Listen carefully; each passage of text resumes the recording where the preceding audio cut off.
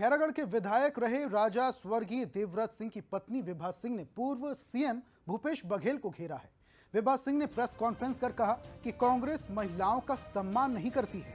भूपेश बघेल ने तलाकशुदा पद्मा सिंह को देवव्रत सिंह की पत्नी बताकर कांग्रेस के लिए वोट मांग लिया।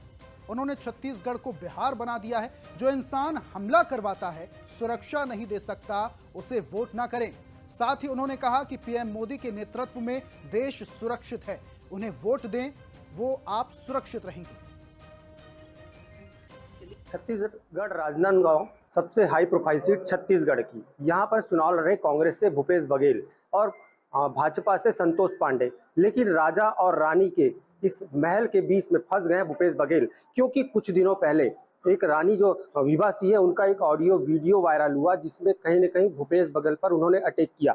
दिल्ली से आज वो राजनांदगांव आई है। राजनांदगांव में एक प्रेस कॉन्फ्रेंस किया। भूपेश बघेल पे आप एक आरोप लगा रहे हैं कि उनको वोट ना देके भाजपा को जिताया। ऐसा क्या किया है? क्योंकि मुझे लग रहा है कि ये गलत हो रहा है। जिस तरीके से पूर्व सीएम साहब प्रत्याशी हैं हमारे क्षेत्र के, और राजा साहब को बहुत क्लोज था। राजनांदगांव और खैरागढ़ की जनता बहुत प्यारी थी उनको, और मैंने देखा जिस तरह उनके साथ छलावा किया जा रहा है, भोली भाली जनता को बहकाया जा रहा है।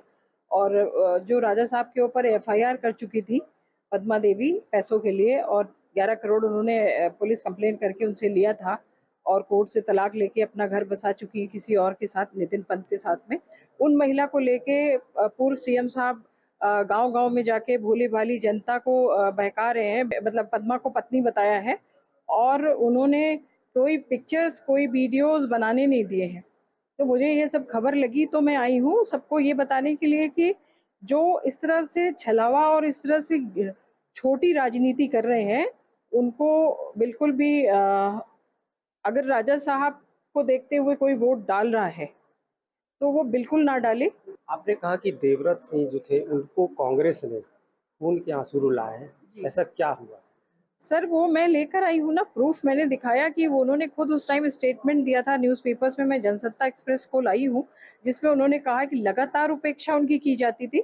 उनको जब वो मंच पे भाषण देते रहते थे तो पूर्व सीएम साहब एक तो उनको प्रोग्राम में बुलाते नहीं थे, और जब वो आते भी थे तो उनके स्पीच के टाइम सीएम साहब उतर जाते थे मंच से नीचे, और उस वक्त उनकी आंखों में आंसू मैंने देखा है।